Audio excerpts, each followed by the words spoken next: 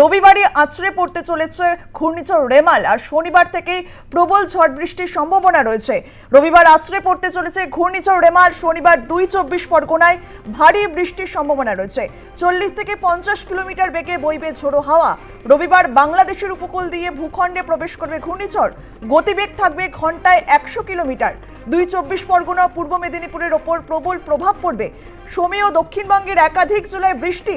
বুধবার থেকে ফের চড়বে তাপমাত্রার পারদ, পূর্বাভাস আলিপুর আবহাওয়া দপ্তর সূত্রে।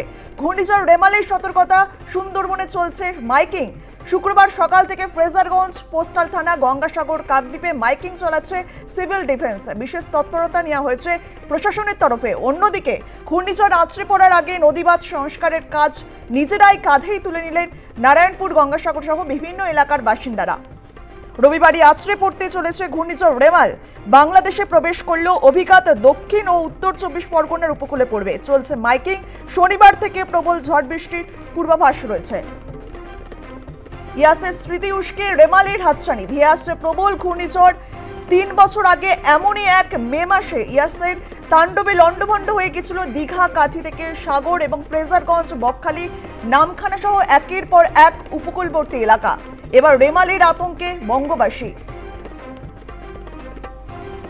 রেমালের প্রভাবে কলকাতা, ২ পরগনা, পূর্ব মেদিনীপুর সহ দক্ষিণবঙ্গের জেলায় জেলায় প্রবল ঝড় বৃষ্টির আশঙ্কা রয়েছে। মৎস্যজীবীদের সমুদ্রে যাওয়ায় নিষেধাজ্ঞা জারি করা হয়েছে। বাংলার উপকূলবর্তী ৩ জেলাতেই অতি ভারী বৃষ্টির পূর্বাভাস। সোমবারও কলকাতা ও সংলগ্ন জেলাগুলিতে অতি ভারী বৃষ্টির পূর্বাভাস রয়েছে। ঘন্টায় ৬০ থেকে ৭০ কিমি বেগে ঝোড়ো হাওয়ার সতর্কতা। হুগলি, হাওড়া, নদিয়া, ঝাড়গ্রামের সঙ্গে কলকাতাতেও কমলা সতর্কতা। ঘূর্ণিঝড়ের প্রভাবে শনিবার ভোর থেকেই উত্তাল হতে পারে সমুদ্র। আবহাওয়াবিদদের অনুমান, সাগরদ্বীপ ও বাংলাদেশের খেপুপাড়ার মধ্যে আছড়ে পড়তে পারে ঘূর্ণিঝড় রেমাল। এর আগে ২০২১ সালের ২৬শে মে ঘূর্ণিঝড় ইয়াসের ল্যান্ডফল হয়েছিল। ৩ বছর পেরিয়ে আবার একই দিনে ঘূর্ণিঝড়ের আশঙ্কা রয়েছে। ভোটের মাঝেই ঘূর্ণিঝড় রেমালের চোখ রাঙানি। ক্যানিং থেকে এই মুহূর্তে ৮১০ কিলোমিটার দূরে রয়েছে রেমাল। আলিপুর আবহাওয়া দপ্তর খবর অনুযায়ী বঙ্গোপসাগরে তৈরি হওয়া নিম্নচাপ পরিণত হয়েছে গভীর নিম্নচাপে। শনিবার সেটি অতি গভীর নিম্নচাপে পরিণত হবে। আবহাওয়াবিদদের অনুমান, রবিবার সকাল থেকেই সেই নিম্নচাপ ঘূর্ণিঝড়ে পরিণত হয়ে মধ্যরাতে আছড়ে পড়তে পারে বাংলাদেশ উপকূলে। এ বিষয়ে আমরা কথা বলবো। আমরা সরাসরি চলে যাবো আমাদের প্রতিনিধি বিশ্বজিৎ নস্করের কাছে। বিশ্বজিৎ, এই মুহূর্তে দক্ষিণ ২৪ পরগনার আবহাওয়া ঠিক কিরকম? দেখো অঙ্কিতা, যেখানে দেখো ২৪ ঘন্টা পরেই কিন্তু এই ঘূর্ণিঝড় কিন্তু যে সাইক্লোনে পরিণত হবে, সেখানে দেখো বিশেষ করে আমি ঠিক যে জায়গায় দাঁড়িয়েছি এটা কিন্তু মাদলা নদী। আমি আমার ক্যামেরা পার্সন বিশ্বজিৎ পালকে বলবো একটু মাদলা নদীটা দেখাতে। কিন্তু এই মাদলা নদী দেখো তারা কিন্তু নোঙর করে আছে। হয়তো কাল থেকে তারা কিন্তু এখানে কিন্তু যে সমস্ত নৌকা রয়েছে এবং যে লঞ্চগুলো আছে সেই লঞ্চগুলো দেখো সবাই কিন্তু এখানে নোঙর করে রয়েছে। তারা যেহেতু তাদেরকে ২৬-২৭ তারিখ পর্যন্ত তাদেরকে কিন্তু একদম নদীতে মানে নামতে নিষেধ করা আছে। পাশাপাশি দেখো আমি এই মাদলা নদী, যেটা ১৮৬৭ সালে এখানে কিন্তু এই সাইক্লোনে কিন্তু এখানে কিন্তু একটি জাহাজ ডুবে যায় ইংরেজ আমলে, ঠিক সেই মাদলা নদীর সামনে কিন্তু আমি দাঁড়িয়ে আছি। এবং দেখো এখানে কিন্তু একটা ইতিহাস রয়েছে এই মাদলা নদী। সেখানে দেখো আজ এখানে কিন্তু ঠিক ২৪ ঘন্টা পরে কিন্তু একটা ঘূর্ণিঝড় এখানে কিন্তু মানে ভারী থেকে অতি ভারী বৃষ্টিপাত কাল থেকে শুরু হবে। সেই জায়গায় কিন্তু দক্ষিণ ২৪ পরগনার জেলা প্রশাসন তারা কিন্তু যথেষ্ট মানে উদ্গ্রীব রয়েছে যে কিভাবে তারা মোকাবিলা করবে। তাদের কিন্তু সমস্ত সবকিছু ব্যবস্থা করেছে। যেখানে দেখো তাদের বিশেষ করে সমস্ত লাইন ডিপার্টমেন্টের সমস্ত যে কর্মীরা, বিশেষ করে দেখো সেচ দপ্তর কিন্তু দেখো তাদের কিন্তু সবচেয়ে অগ্রণী ভূমিকা। কারণ সুন্দরবনের যে প্রত্যন্ত যে ভঙ্গুর যে নদীবাঁধ, সেই নদীবাঁধগুলো কিন্তু যে কোনো সময় সেগুলো বাঁধ ভেঙে কিন্তু জল ঢুকে যাবে। সেখানে হাজার হাজার মানুষের সেখানে কিন্তু সমস্যায় পড়ে যাবে। তবে দেখো সুন্দরবনের প্রত্যন্ত এলাকাগুলো কিন্তু বিশেষ করে গোসাবা, মাদলা এই সমস্ত এলাকায় কিন্তু দেখো যেখানে সাইক্লোন সেন্টার কিন্তু মজুদ রাখা হয়েছে, ড্রাই ফুডেরও ব্যবস্থা রাখা আছে। পাশাপাশি দেখো যেটা আলিপুর আবহাওয়া দপ্তর থেকে যেটা কিন্তু তারা গতকাল থেকে যেটা তারা বারবার নির্দেশ দিচ্ছে, মৎস্যজীবীরা যেমন আজ কাল পরশু মানে একদম সেই ২৭ তারিখ পর্যন্ত তারা কিন্তু এই যে নদী খাড়ি এলাকায় তারা কিন্তু মাছ ধরতে যেতে পারবে না। তবে একটা জিনিস ভালো, দেখো এখানে কিন্তু যে 15ই এপ্রিল থেকে আর 14ই জুন পর্যন্ত গভীর সমুদ্রে যেটা মাছ ধরতে যায় মৎস্যজীবীরা, তারা কিন্তু কেউ এখনো বের হয়নি। যেহেতু সেটা 15ই জুন এলে তারা কিন্তু বের হবে।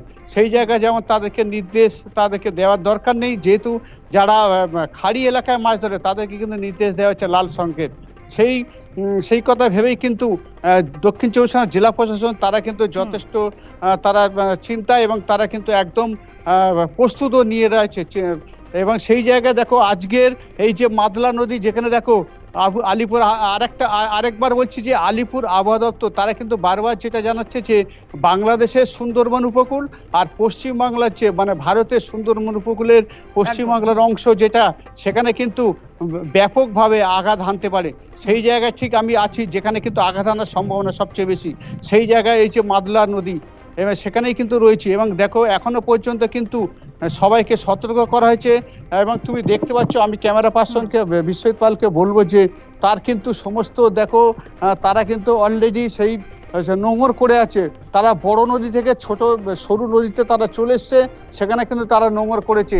এবং যে টুরিস্টদের যে লঞ্চগুলো তারা কিন্তু এই সময় বেরিয়ে তাদের কিন্তু লঞ্চগুলো সব এই ভিতরে নিয়ে আসা হয়েছে। এবং এক প্রকার দেখো এই 27 তারিখে পরে কিন্তু তাদেরকে হচ্ছে নামার কথা। সেই জায়গায় কিন্তু জেলা প্রশাসনকে প্রত্যেকটা ডিপার্টমেন্টে কিন্তু যেমন সদা সতর্ক রাখা হয়েছে এবং যাতে কোনো দুর্ঘটনা না ঘটে। গত আমফান বা ইয়াস থেকে তাদের যে শিক্ষা নিয়েছিল সেখানে কিন্তু সেভাবে কিন্তু কোনো মানুষ প্রাণহানি ঘটেনি। সেই জায়গায় কিন্তু এবারে যাতে কোনো প্রাণহানি না ঘটে তারা কিন্তু সদা সর্বদা সচেষ্ট রয়েছে, যাতে কোনোভাবে এখানে এই বাংলা যাতে আজরে পড়লে যাতে ক্ষয়ক্ষতি না ঘটে। তবে দেখো তুমি আমাদের সঙ্গে থাকো, আমরা যে খবরের দিকে নজর রাখবো আসন্ন ঘূর্ণিঝড় রেমাল নিয়ে জরুরি বৈঠক নবান্নে। আর আজই হবে সেই বৈঠক। আসন্ন ঘূর্ণিঝড় রেমাল নিয়ে জরুরি বৈঠক হবে নবান্নে। আজ বিকেলে কেন্দ্র সরকারের আধিকারিকদের সঙ্গে হবে এই বৈঠক। বৈঠকে উপস্থিত থাকবেন রাজ্যের মুখ্য সচিব বিপি গোপালিকা। নবান্ন থেকে ভার্চুয়ালি এই বৈঠকে যোগ দেবেন তিনি, এমনটাই জানা যাচ্ছে। আসন্ন ঘূর্ণিঝড় রেমাল নিয়ে জরুরি বৈঠক নবান্নে, আর আজই হবে সেই বৈঠক। এই বৈঠকে উপস্থিত থাকবেন মুখ্য সচিব বিপি গোপালিকা। নবান্ন থেকে ভার্চুয়ালি এই বৈঠকে যোগ দেবেন তিনি। আজ বিকেলে কেন্দ্র সরকারের আধিকারিকদের সঙ্গে হবে সেই বৈঠক। আমরা আবারও চলে যাবো আমাদের প্রতিনিধি বিশ্বজিৎ নস্করের কাছে। বিশ্বজিৎ, আমরা দেখেছিলাম ইয়াসের সময় একেবারে উপকূলবর্তী এলাকা একদম লন্ডভন্ড হয়ে গেছিল এবং ক্ষয়ক্ষতিও হয়েছিল। আর এই মুহূর্তে মানে উপকূলবর্তী এলাকার মানুষজন তারা কতটা আতঙ্কিত? দেখো উপকূলবর্তী এলাকার মানুষজন, বিশেষ করে গোসাবা থেকে বাসন্তী, নামখানা, পাথর প্রতিমা, সাগর, এই সমস্ত যে ভঙ্গুর বাঁধ এলাকাগুলো মানুষ তারা কিন্তু আতঙ্কিত হয়ে আছে। তাদের কাছে যেহেতু সামনে যে ভোট রয়েছে 1 তারিখে, সেই ভোট নিয়ে তাদের কিন্তু কোনো বালাই নেই। তারা এখন চাইছে যে বারবার বলেও কিন্তু এখানে কিন্তু কোনো বাঁধের ব্যবস্থা করা নেই। এবং সেখানে তারা যেটা চাইছে যে একটি কংক্রিটের বাঁধ হোক। কংক্রিটের বাঁধ হলে তাদের কিন্তু কোনো সমস্যা হয় না। সেই কংক্রিটের বাঁধ কিন্তু এখনো তারা অনেক জায়গায় পায়নি। সেই কথা ভেবে কিন্তু তারা কিন্তু সেই নদী বাঁধের সামনেই তারা কিন্তু আতঙ্কে রয়েছে। কোনো সময় বাঁধ ভাঙলে তারা যাতে নিজেরাই সেই মাটি দিয়ে সেই বাঁধকে আগলে রাখতে পারে সেই সচেষ্ট রয়েছে। বিশেষ করে নামখানা, সাগর ও পাথর প্রতিমার বিস্তীর্ণ যে ও বাসন্তীর বিস্তীর্ণ এলাকায় যে সমস্ত ভঙ্গুর নদী বাঁধগুলো, সেই জায়গায় কিন্তু দেখো সেচ দপ্তরও তারা কিন্তু সচেষ্ট রয়েছে। তারা কিন্তু তাদের এই কটা দিন তাদের কিন্তু ছুটি পুরো তাদের ক্যান্সেল করে দেওয়া হয়েছে। যারা কোনো ছুটি নিতে পারবে না, কারণ তাদেরকে প্রতিদিন 24 ঘন্টা দিন রাত তাদের কিন্তু মনিটরিং করতে হবে। বিশেষ করে কাল সকাল থেকে কিন্তু তারা হচ্ছে মনিটরিংয়ে থাকবে, যাতে কোনো জায়গায় কোনো গন্ডগোল ঘটলে যাতে সেখানে মানে খুব তাড়াতাড়ি সেখানে যাতে সেচ দপ্তরের আধিকারিক পৌঁছায়, সেখানে যাতে কোনোভাবে সেই বাঁধটা রক্ষা করা যায় গ্রামবাসীদের সাথে, সেটাই তারা বলছে। তবে দেখো বিভিন্ন জায়গায় কিন্তু অলরেডি আজ থেকে মাইকিং করা শুরু হয়ে গেছে। নামখানা, সাগর ও পাথর প্রতিমা ও গোসাবায় সেখানে কিন্তু মাইকিং এর মাধ্যমে সবাইকে আতঙ্কিত হওয়ার কথা, আতঙ্কিত যাতে না হয় সেই কথাই বলছে। যদি সেরকম ঝড় বৃষ্টি আসে, তোমরা তোমাদের যে আশেপাশে যে সাইক্লোন সেন্টার আছে তোমরা সেখানে চলে যাবে। সেখানে তোমাদের ড্রাই ফুডের ব্যবস্থা বা খাওয়া দাওয়া, সেখানে রান্নার ব্যবস্থা থাকবে, সেখানে তোমরা খাওয়া দাওয়া করবে। অর্থাৎ তোমাদের কোনো আতঙ্কিত হওয়ার কোনো লক্ষণ নেই। তোমরা যদি মনে করো সেরকম কিছু ব্যাপার সমস্যা হচ্ছে, তোমরা সাথে সাথে তোমাদের আনুষঙ্গিক জিনিসগুলো নিয়ে তোমরা সেখানে সাইক্লোন সেন্টারে চলে যাবে, এইভাবে কিন্তু করছে। পাশাপাশি দেখো আজকের কিন্তু মুখ্যমন্ত্রী যেটা ক্যানিং এর জনসভায় বলেছিলেন ঝড় আসবে, সেই মতো তিনি কিন্তু যতটা তাড়াতাড়ি জনসভা সেরে নিয়েছে, কিন্তু সেখানে সকাল থেকে তিনি কিন্তু 10টা থেকে জনসভা সেরে নিয়েছে। আজকের কিন্তু তিনি তার নবান্নে বৈঠকও রয়েছে, সেখানে কিন্তু তার সমস্ত ডিপার্টমেন্টের আধিকারিকদের জানিয়ে দিয়েছে তড়িঘড়ি তার ব্যবস্থা করতে এবং যুদ্ধকালীন পরিস্থিতি আজ থেকে যেন সেখানে কন্ট্রোল রুম খোলা হয়। সেখানে দেখো আমি একটু আগে ক্যানিং এসডি অফিসের যে কন্ট্রোল রুম, তারা কিন্তু সচেষ্ট রয়েছে, তারা কিন্তু কন্ট্রোল রুম অলরেডি খুলে বসে আছে।